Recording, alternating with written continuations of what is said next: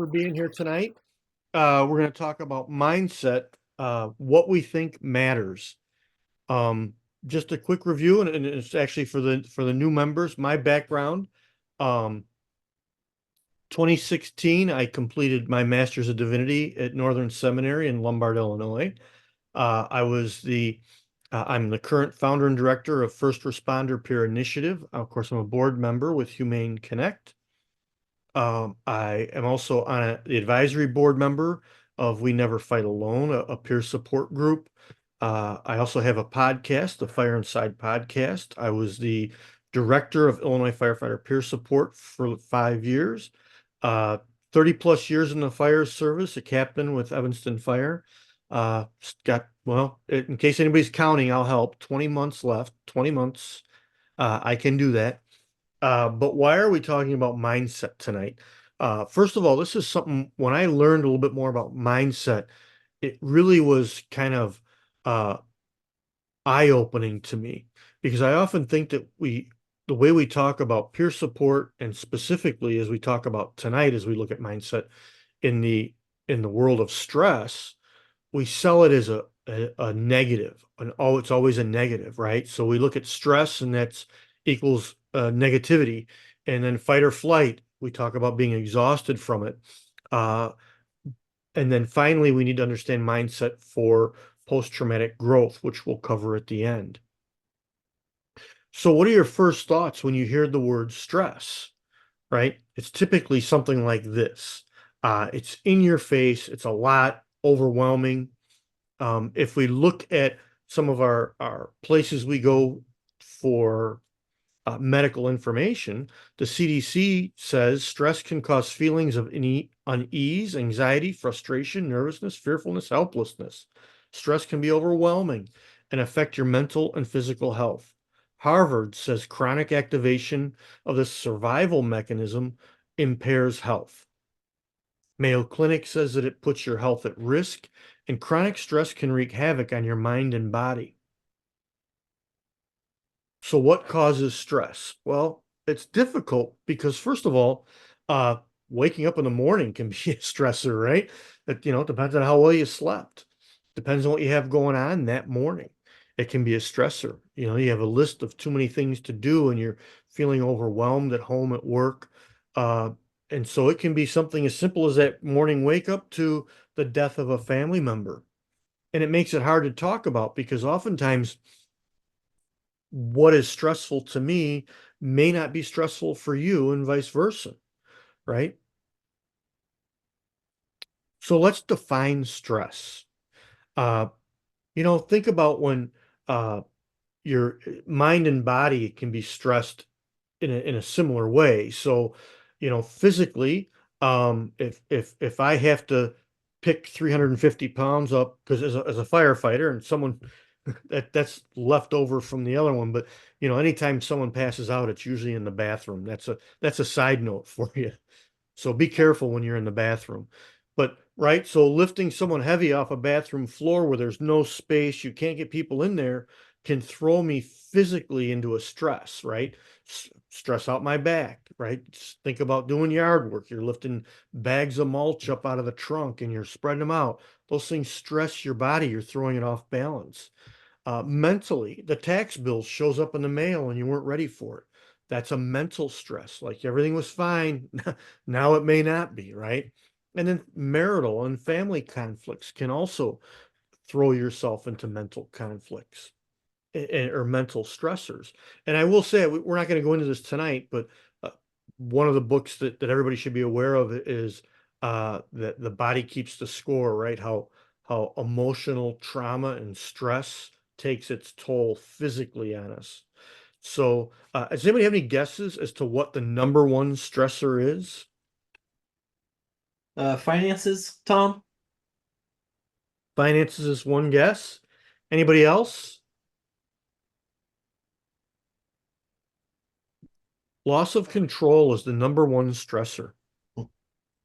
And I love sharing that one because control is a funny thing. Most of us desire control in many different areas.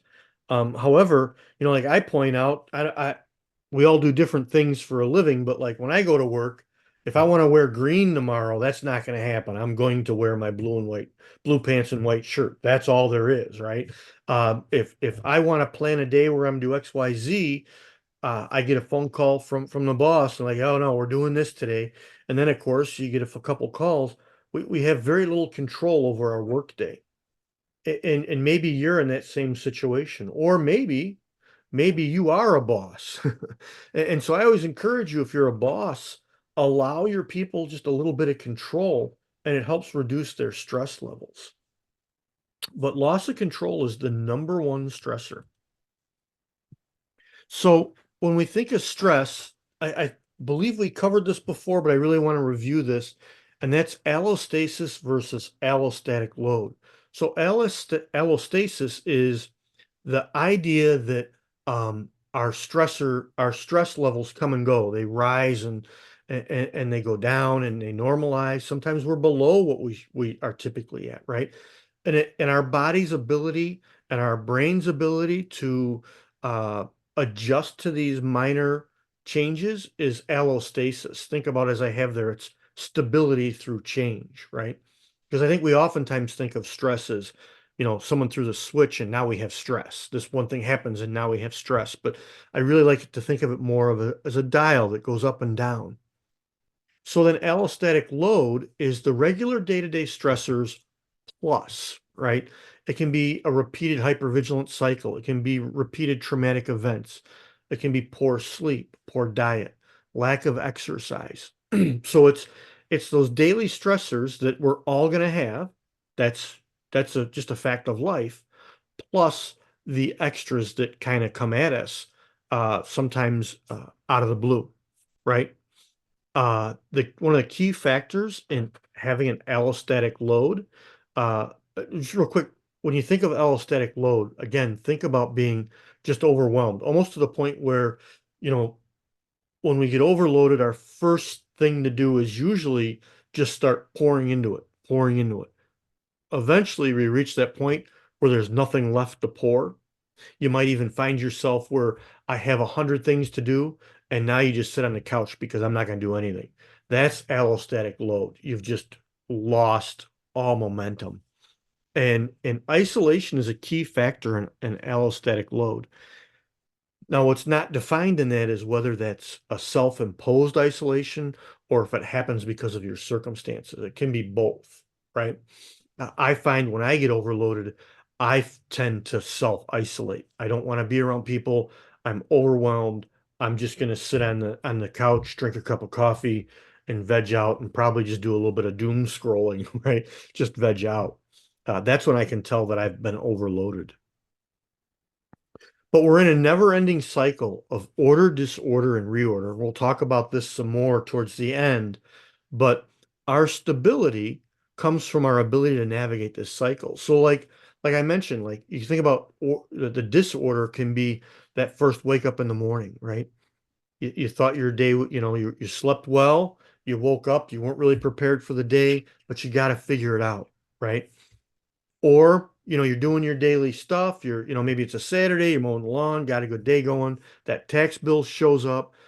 You weren't really thinking about it. You weren't ready for it. I didn't save enough for it. Do we ever? And suddenly everything's in disorder for you, right? It's overwhelming. Overwhelming. Overwhelming, right? And so what we need to do then is reorder ourselves and get ourselves back to that place of order where we figure out how to manage that stressor. But that's the daily cycle. And you could probably even break that down into smaller areas as well, right? So the the focus on tonight then is mindset. And this is why uh, psychologist Alia Crum from Columbia University says that the effect you expect is the effect you get. And we're going to look at three specific studies to kind of drive this home and in a couple different ways.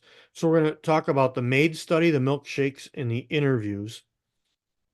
Um, for the MAID study, they took 7 hotels. Uh, 4 of the hotels, the maids received a 15-minute presentation on the positive impacts of housekeeping. In other words, hey, it's really it builds muscle. You're lifting mattresses and you're flipping them over and you're doing this and you get a cardio, you're working the vacuum and all these things. And that's the message they were giving. Three others received information on the importance of exercise minus the benefit of the work they do. So then they gave, all seven of them this trainings. They went off, did it. They come back 4 weeks later. The first group lost weight and body fat and lowered their blood pressure. Group two saw no change. So just by the planting that seed of, hey, this is good for you, it actually had measurable benefits. And this one, I thought this one was really funny actually, because wow, how you think about the stuff you grab on the go, but this is they tried to do this kind of the same thing of, hey, all right, so we there's could be variables and all that. Maybe a bunch of the maids started working out, who knows. So they tried this one, and this one involved a group of people. It was the same people that did both shakes. They had to do an 8-hour fast, and then they showed up the next morning. They did an 8-hour fast overnight. They show up in the morning, and they're given a milkshake labeled "The Indulgence You Deserve." And while they did this, they were measuring. They would draw blood and measure ghrelin. Ghrelin is a hormone that tells your body it's basically your I'm hungry hormone, right? So a decrease in ghrelin tells us that we're full. When we have an increase in ghrelin, it gives us this drive of hunger and wanting to eat. So when the second visit, they did the 8-hour fast. They show up. This time they're given a Sensi shake labeled guilt-free satisfaction. Then they measured these levels of ghrelin. The Sensi shake had little decrease in ghrelin. So the people left and were still hungry. The indulgence caused a much larger drop in ghrelin. The issue is both shakes were identical. So it's not just a brain thing where they're thinking they're better. They actually measure the level of the hormone in their system. And so by just telling people that this one was healthy and this one wasn't, changed the chemistry of their blood. And think about that, some of the things that we grab and eat, and we're not sure what we're grabbing, and I won't get started on food now, but half the stuff marked health food in your grocery store is far from it. But it's that idea that we plant that seed in our brain that allows us to actually be healthy just by thinking what we're doing is healthy. So now this is the one that I really like this one. They set up a job, like a mock job interview, and they were using college kids, and so they split them into two groups. They gave one group a positive message like, "Hey, you can do this. Here's some tips. Think about this. You're gonna do great. Go get them." And the next one talked about how overwhelming a job interview could be, and how all the things you could trip up on, and really just kind of scared them, right? And while they did this, they were hooked up and they measured two stress hormones. One was cortisol. Cortisol turns sugar and fat into energy. You'll see that a lot when we talk a little bit about fight or flight later. Um, when you see I always call it the adrenaline dump, right? So anytime your fight to flight's activated, you get adrenaline, cortisol, and dopamine, right? So when they were doing both groups, they measured the cortisol, and then I won't try to say that word. I'm going to call it DHEA. If anybody would like to have at that one, I'll let you. But DHEA is a neurosteroid. Just as uh, testosterone gets released in our body to help muscle strength and regrowth, DHEA helps the brain in the same way. So after watching the videos, the good one and the positive and negative, It had no effect on cortisol levels. It was the same for both groups. However, the positive video increased levels of DHEA. Now, this balance of DHEA to cortisol is referred to as a growth index. So the higher that growth index helps people strive and do better under stress. Military actually uses this as an index for if they can get that to increase for greater problem solving, greater focus, and reduced traumatic effects post event. So that's what that gets measured. So the point we look at here then is it turns out, how we view stress really determines how it affects us. So things to ask yourself is what is your stress mindset? Stress harmful. Stress depletes my health. It debilitates my ability to be productive. Stress inhibits my learning. It's negative and should be avoided. If you view stress as a growth tool, it enhances my performance. It improves my health and vitality. It facilitates learning and growing. Stress can be positive and should be utilized. The traits of someone with a negative stress mindset, they'll use distraction from causes rather than dealing with issues. That one I think we could probably camp out on that one for a while. We're not going to take much time, but think about how often when you think about many of the sources of addictions, right? Addictions oftentimes start as a distraction.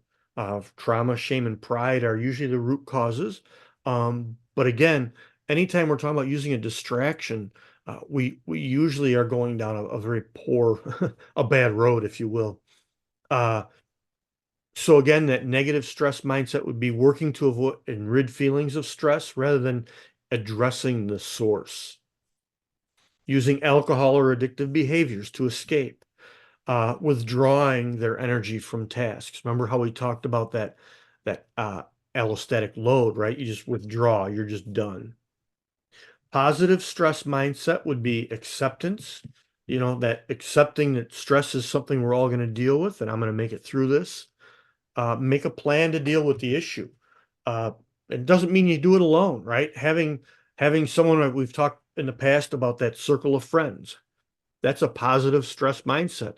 There's nothing wrong with raising your hand and saying, "Hey, I got too much going on. I need to think this through with people I trust," right? Seek information, help, advice, take proactive steps, and then make the best of a situation. I joke about it all the time, but I always say, there's always an upside. You talk about when it's raining, and now I can't go out and ride my motorcycle when it's raining. Yeah, but the grass will look green too. It'll look nice. I got a spot in the backyard that used to have a pool. As soon as it stops raining, that's the first dead spot. So, anyways, what is a stress response? Fight or what's the other word? The flight.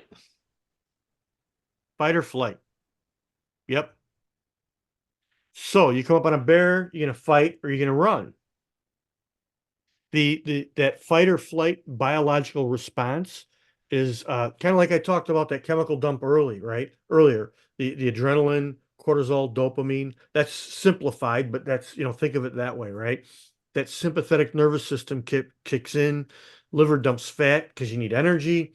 Your heart rate increases to send the blood and oxygen to the muscles and the brains, and then adrenaline and cortisol help your muscles and brains take on that extra energy. So what are the other responses?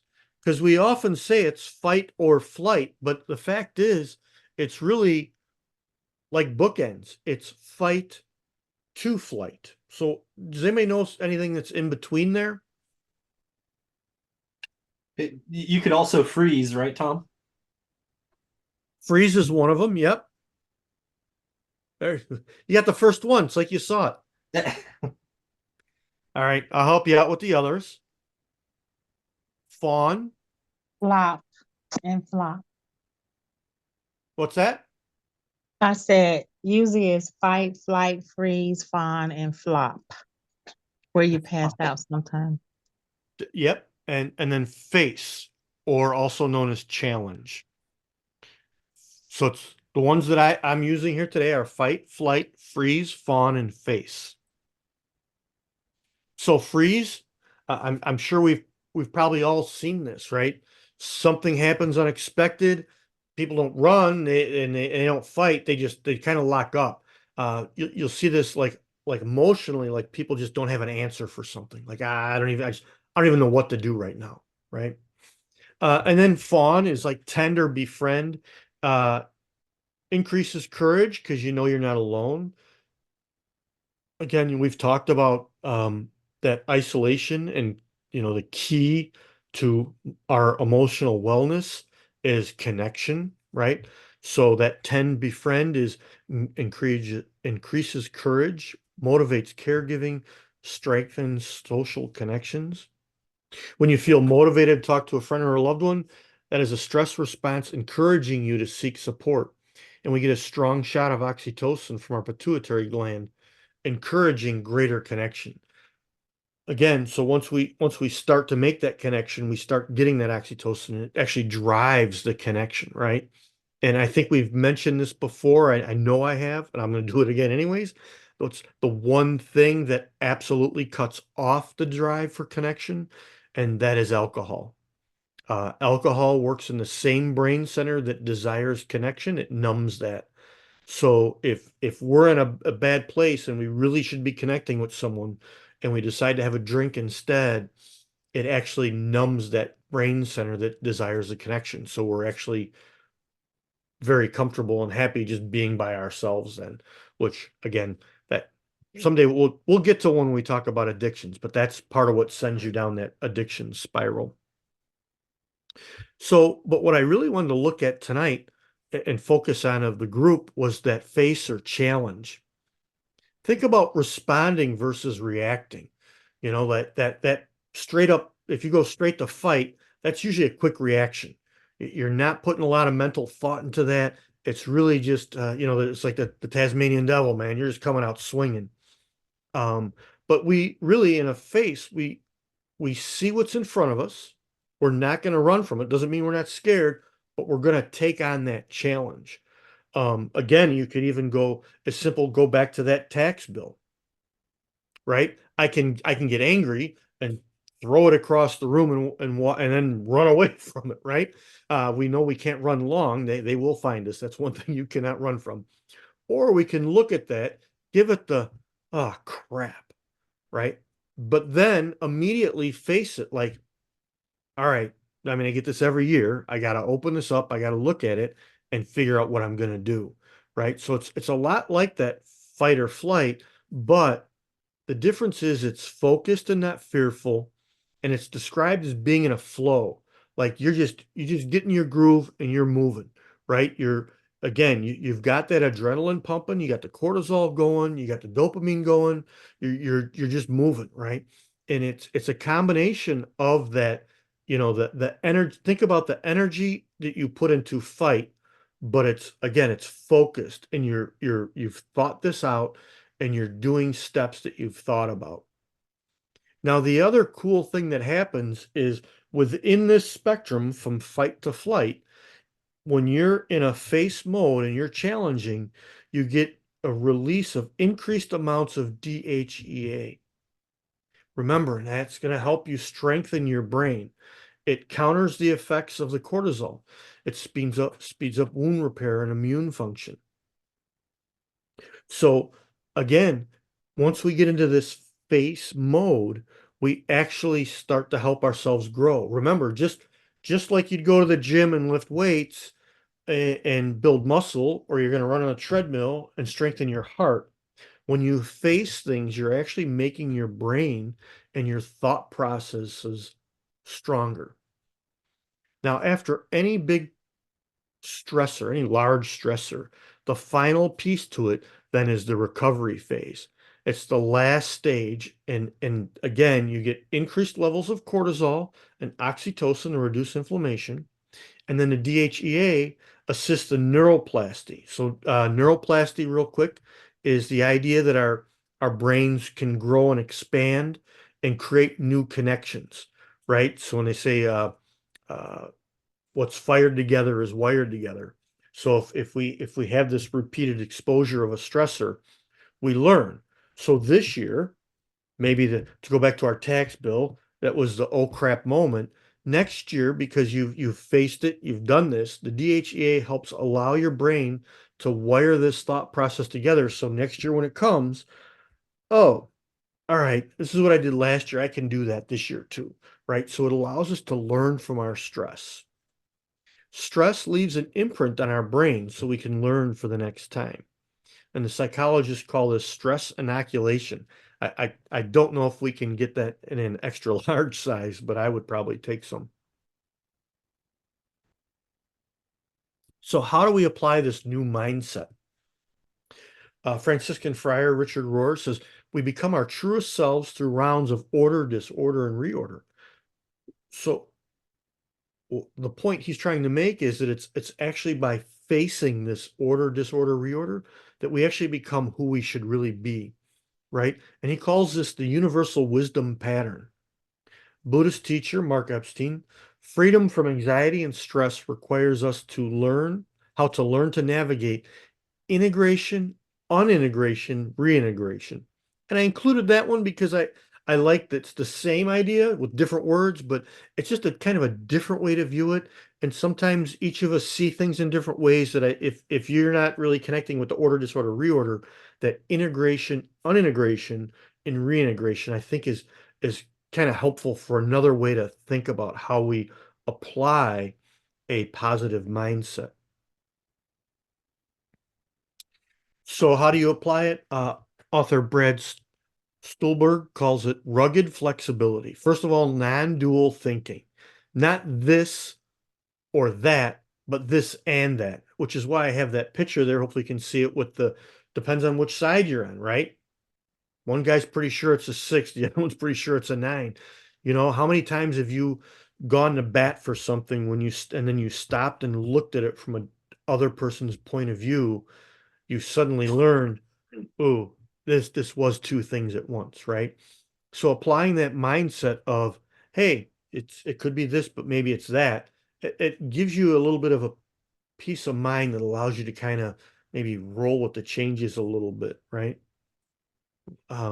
Recognize that after disorder, there's no going back to the old way.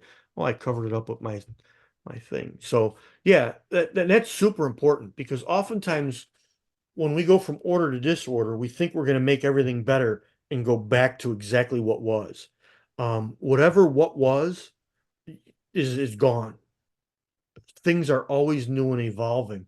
And so we have to be open and willing and actually accepting of whatever the new is, right? The goal is a favorable reorder, is to evolve, grow, and adapt. And I included this one was mine, not Brad's. View life as a path, not a road. And you could probably change that up, but the point I was really thinking about was, Pam and I leave for our vacation later this a couple weeks, and Google Map has the exact road, and I'm going to follow that right to the destination, and we camp. So we'll set up, we'll get our campground, but then we like to hike. And one of the things we like to do is we follow paths. There is no set road when we start hiking. Like we're going down this path, and if we see something off to the left we want to look at, we wander over that way. Whether there's a trail or not, we make one, right? So view life as that. Like, hey, I think I'm going to go this way, but if I take a little right or a left, maybe something's cool. Maybe something is really cool over there. You just haven't seen it yet. So that's just another way to view the lives we live, right? And then foster a life of meaning. And I encourage you, think outside of your work experience. Oftentimes we identify ourselves by the work we do. I don't fault anybody for that. I mean, let's face it, a third of our life is spent doing whatever that is, right? So to identify as that and find meaning in that, it's not necessarily wrong, but I would encourage you to find some meaning outside of that. Because whatever you're doing at work, um, could end tomorrow, right? Like I always joke about it. Like, most people in the fire service, once they're in, they stay till they're done, and I will. And no matter how good I think I am at my job and how important it is that I'm there, I also know that I cannot go back tomorrow and someone will fill that spot. And when there's tones, a fire engine is going to go to a call, with or without me, right? So, and not to diminish what I do, but it's also that's that reminder of I can't put my life's meaning in that. I have to have meaning outside of my job. And think connections, right? I might not go to work, but I got a couple buddies that, man, I would really be disappointed if I wasn't able to meet up for coffee and hang out and talk about life with them. There it is. I did include the fire service picture down there. I hope you can see that. It's one of my favorites. I end all my teaching with it when I'm teaching the fire service because positive change starts with you. Each of us has to look in the mirror and take on the positive change. This was some recommended reading. The Upside of Stress, The End of Stress as We Know It, Masters of Change, and of course I always included on there Man's Search for Meaning by Viktor Frankl. That's one you can definitely read a couple of times. With that, do we have any questions? Tom, I was gonna just go back to one of your slides, and you're talking about how stress isn't always necessarily a negative or bad thing, as might be the default connotation that some people assign to it, right? Stress could also lead us to, it could be an That's how we indicator. grow. It's how we grow. Yeah, I probably should have stressed it or made that point a little better. That not only can we not avoid stress, but we need stress. Yeah, We have to stress is what allows us to grow. The key is in healthy doses, and recognizing when you're getting to that unhealthy point of, all right, I've taken too much on, or too many things have happened. I need to manage this in a different way, right? I need to, when you're in that complete disorder, how do I get back to reorder and order? that makes sense. So if stress is leading to a place of overwhelm where we're getting shut down, maybe that's a negative, unhealthy form of it. Whereas if it's leading us to make positive change or face something maybe we've been running from, that could be more positive form of stress. Right. We got this, all of us, I'm going to guess that I'm not alone in this, but all of us have a few things out there that are hanging over our head, that we need to take care of, and we keep putting it off.